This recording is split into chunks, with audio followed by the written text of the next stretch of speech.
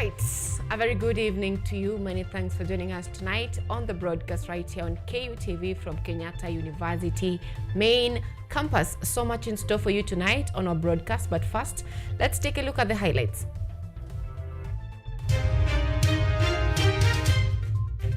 Deputy President leads opening of Africa Employers Summit in Nairobi, emphasizing the need to empower youth to address unemployment.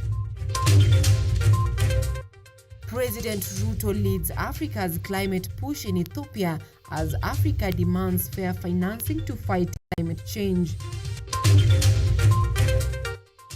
Government releases 4 billion Kenyan shillings to the Social Health Authority to finance public servants' medical cover.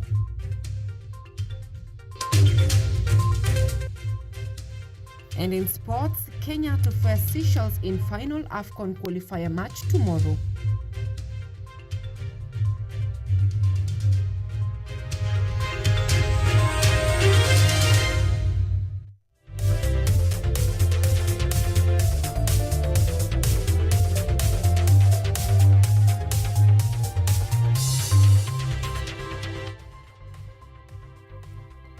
This is KUTV Primetime News with Anyango, Sylvia.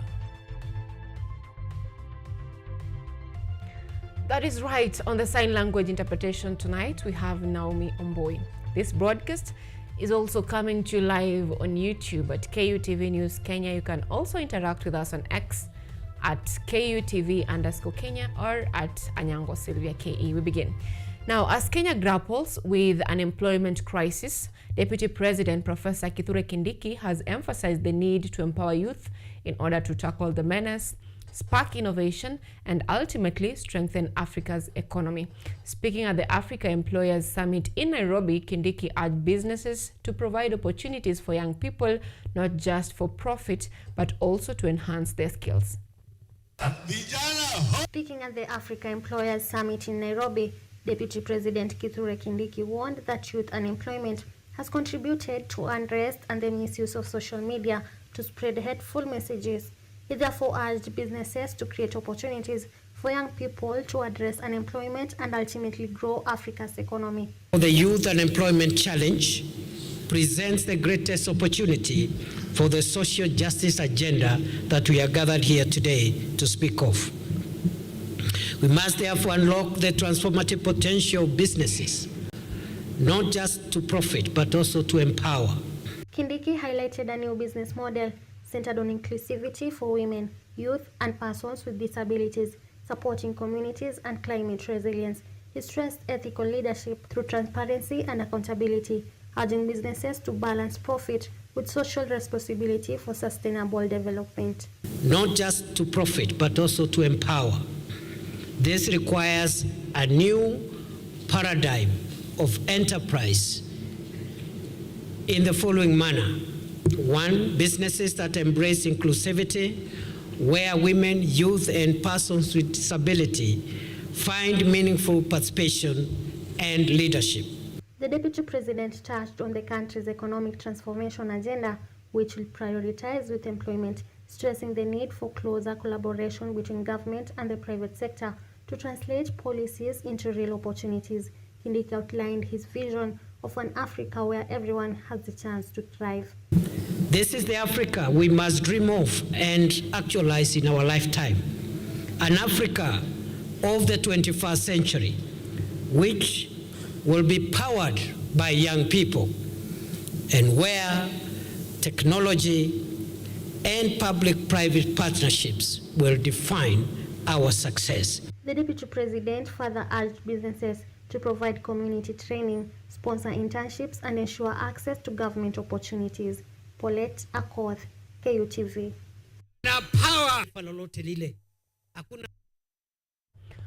All right, now Africa is creating its own solutions to address climate change and is not waiting to be saved. This is according to thousands of delegates from various outfits, African presidents of state and government representatives who gathered in Addis Ababa, Ethiopia for the opening of the second Africa Climate Summit, that is SCS 2.0. Our reporter Edna Nerea reports on how the leaders intend to achieve Africa's financial resilience and green development. At the Africa Climate Summit in Addis Ababa, President William Ruto called for renewed global cooperation in combating climate change, reflecting on the Africa Climate Summit 2 years ago. He said Africa must be seen as a driver of opportunity and solutions, pushing forward for collaboration that delivers prosperity and resilience. I thank Ethiopia for its generosity in hosting us and for carrying forward the spirit of Nairobi into this second Africa Climate Summit. 2 years ago, I had the honor of welcoming you to the inaugural Africa Climate Summit in Nairobi. Then, we looked ahead to a future of possibility, of global collaboration and resilient prosperity and inclusive growth for Africa. President Ruto underscored Africa's commitment to deeper collaboration, noting policies that attract investment and reward innovation. Ruto said the continent is uniting its voice globally, strengthening institutions like AFRIXIM and advancing AFCFTA through the Africa Green Industrialization Initiative, while bridging debt, climate and fiscal debates. Also enhancing the place for African Credit Rating Agency and also advancing ACFTA through the Africa Green Industrialization Initiative. By linking this initiative with the accelerated partnership of renewables in Africa, we ensure that investment drives progress in both energy and industry. Ethiopian Prime Minister Abiy Ahmed said Africa is determined to design the world's next climate economy, emphasizing the continent can industrialize sustainably without harming ecosystems. He cited Ethiopia's progress as proof that deliberate data-driven action can drive Africa's leadership in sustainable development. If we make the right choices now, Africa can be the first continent to industrialize without destroying its ecosystems. An economy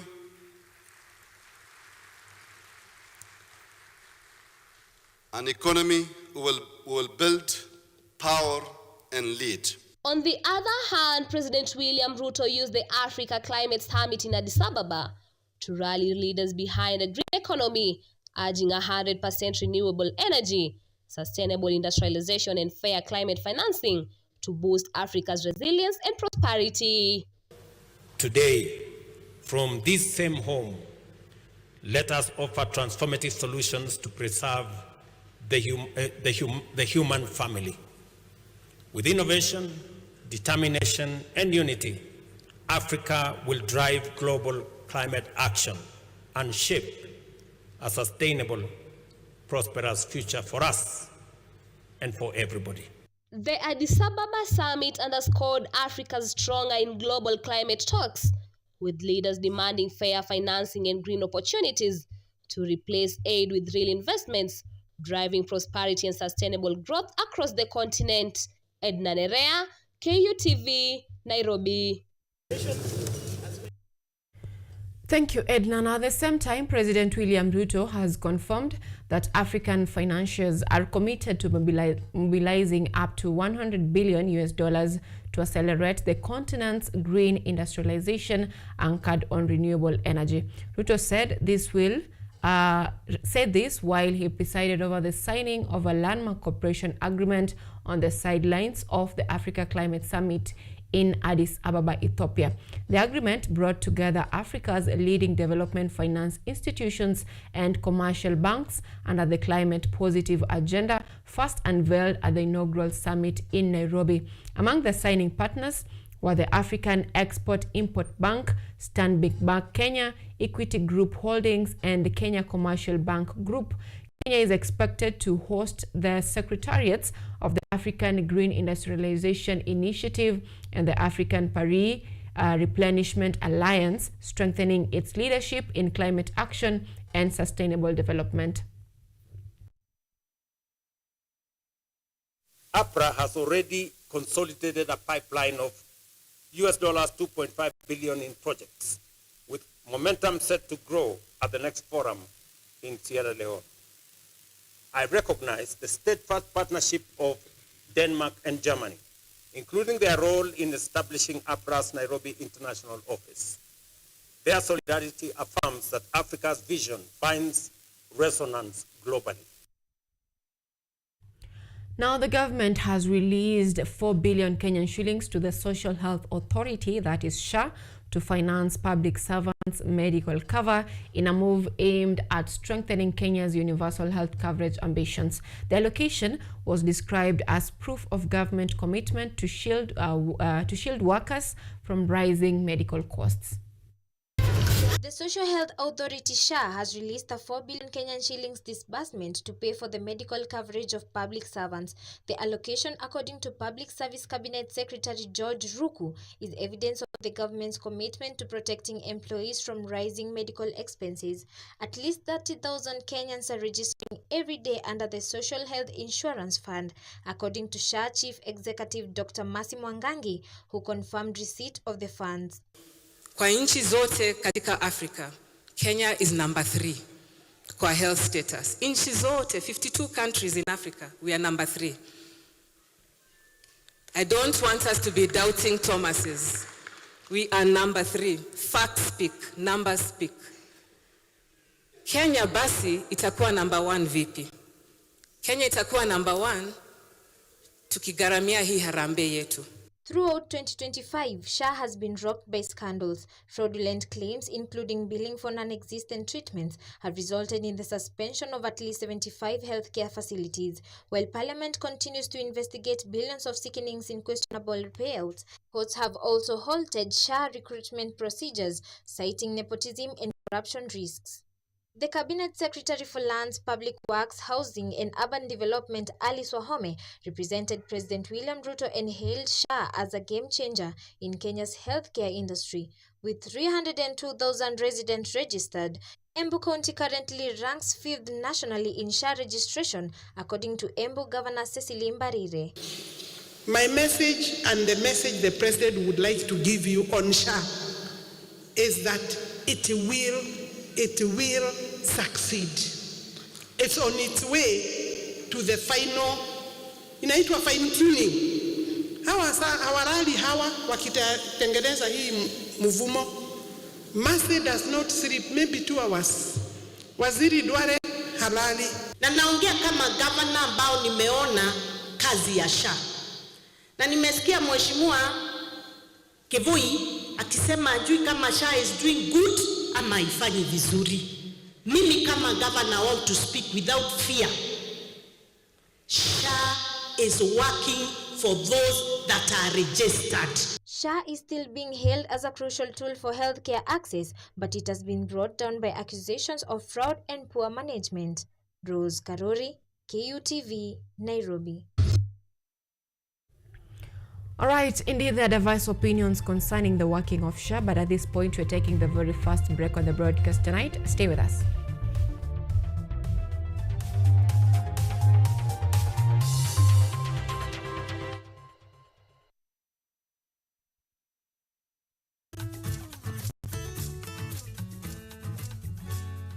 Hi, my name is Stella Tioi.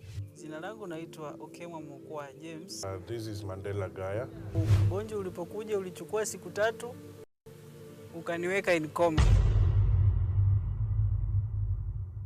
20 wamezikwa, 2 ndio wako hai. I don't even know how it feels to see. I feel like I cannot express myself well the way somebody who can walk can actually express themselves. Ilichukua muda mwingi mrefu tena mpana ili kuikubali kwamba mimi siwezi tembea tena. I've come to actually accept myself. Ukijaribu kumsimamisha mtu umwambie tafadhali nionyeshe njia, they find it quite strange talking to you. You should just make schools integrated, inclusive setups, by providing the right facilities.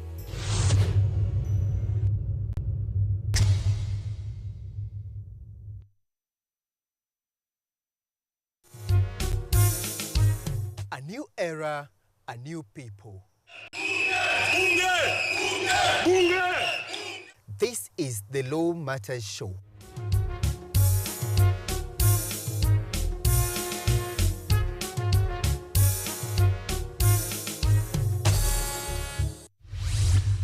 A program that brings you legal sensitization on your television. My statement is written and just the quote the prosecution. I think that this loss is a setback for Raila Odinga.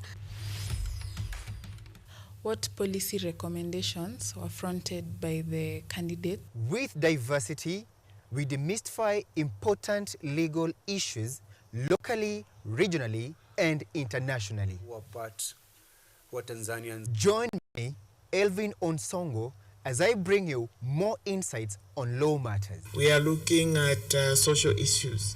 What is the problem? Is it the economy? Is it... Law Matters Show, creating awareness, advocacy, and enhancing lives.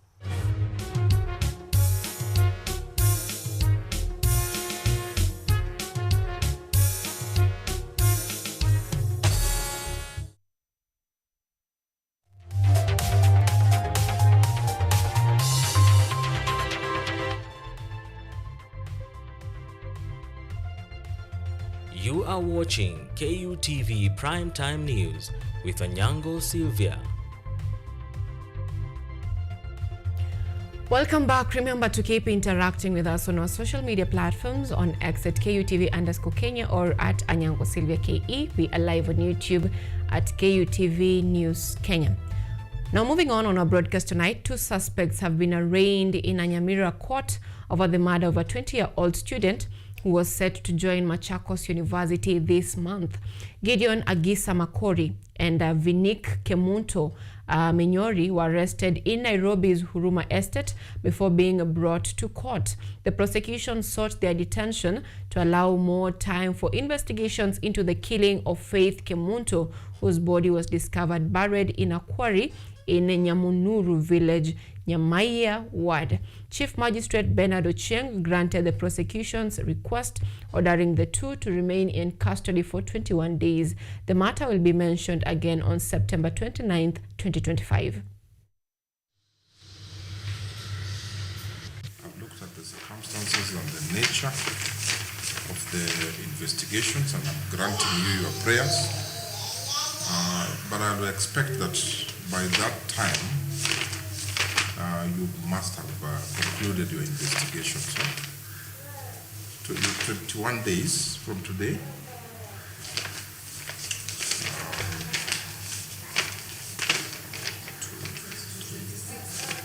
the 26th, 29th.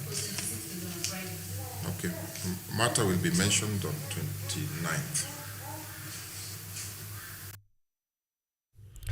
Now back here in Nairobi, St. George's Girls Secondary School has been closed indefinitely following violent unrest on Sunday night involving more than 1,800 students. The chaos was sparked by an alleged assault of a Form 3 girl with braces who reportedly sustained a jaw injury after an altercation with a teacher. The incident occurred as students observed the blood moon eclipse. Angry learners pulled down the school gate, poured onto Dennis Pritt Road and marched to Royal Media Services offices before police contained them past midnight. By morning, education officials and police failed to restore calm, leading the administration to order an immediate closure. Parents rushed in as students were given only 20 minutes to vacate.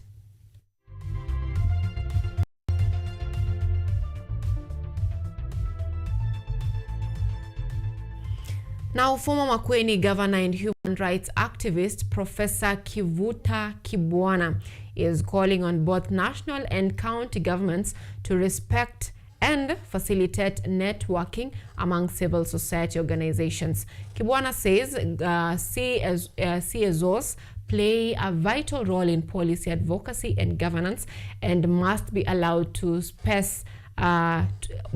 space to operate independently.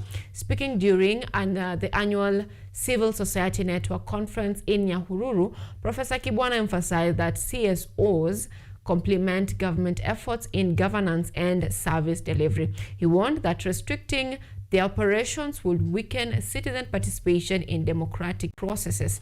Director of St. Martin CSA, Maurice Muthiga, also underscored the importance of collaboration among CSOs, saying it enhances capacity, reduces duplication, amplifies citizens' voices, and promotes democratic innovation.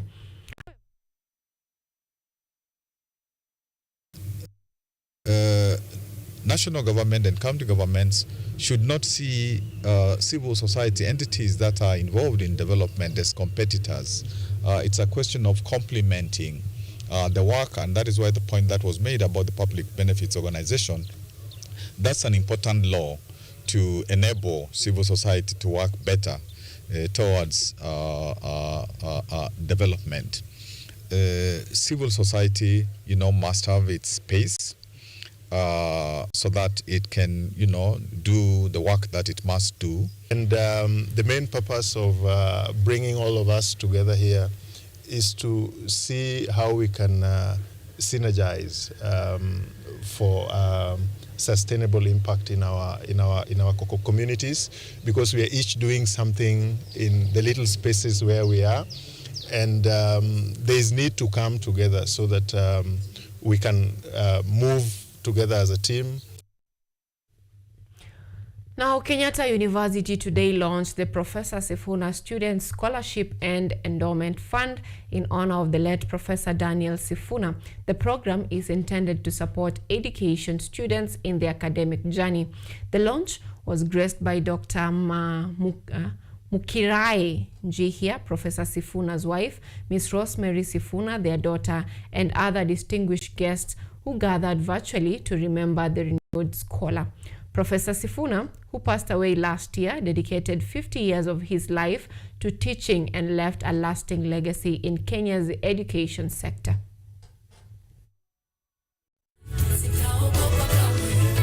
The initial beneficiaries of the fund will be 2 master students of mixed gender in the School of Education and Lifelong Learning, commencing their 2nd year in September 2025. Education is a right, yet for many bright students who pursue higher education, financial barriers stand in the way of their dreams. This scholarship fund is our collective answer to that challenge. When you look at the opportunity and how, as Dr. Ogeno said, is not evenly distributed, then people that get opportunity to do graduate studies are not often those that are the best. And because universities have not had the funding to continue supporting the best students to come back for graduate studies, then we lose actually the best. And so we believe that through this course, we are going to support, even if it is one. As we launch the fund today, let us also commit ourselves to being part of this vision, whether through advocacy, mentorship, or continued support. Together, we can ensure that every student with passion and purpose find the opportunity to excel. We are taking yet another short break. We'll be back with sports.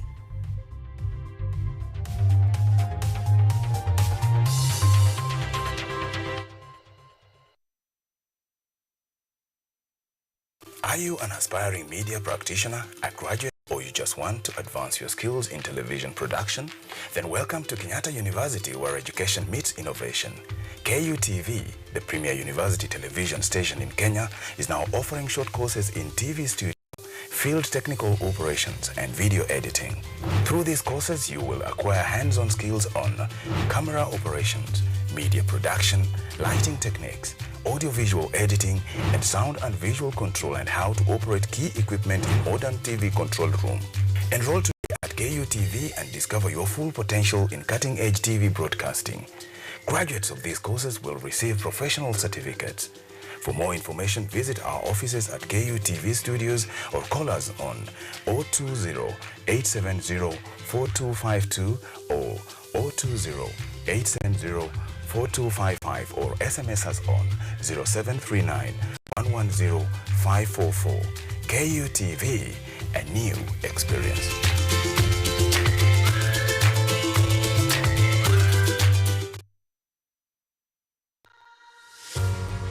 Are you ready to take charge of your health? Welcome to Focus on Health, your weekly guide to staying informed and living better. Join me every week as I sit down with trusted medical experts. Gynecology is basically a field concerned with mainly the female genitalia. Explore real-life stories During when the patient come in, and bring you updates and tips that are beneficial to your health. Because health isn't just important, it is everything. Tune in to Focus on Health every Thursday at 7:30 p.m. only on KUTV. I'm your host, Kandia Marian, and I'll see you then.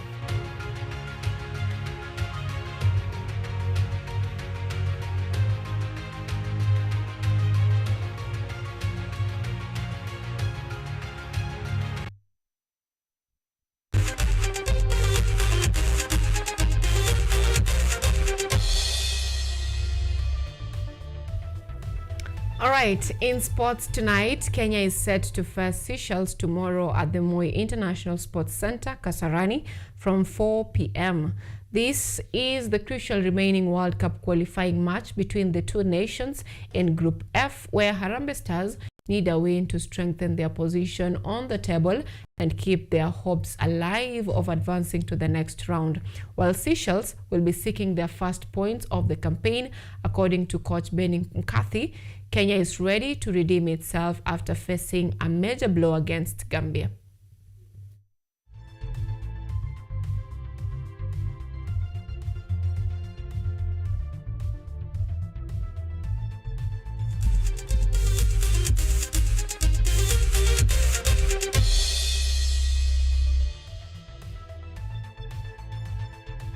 Now that brings us to the end of our broadcast tonight. Thank you so much for choosing our news tonight and for staying with us that long or this far.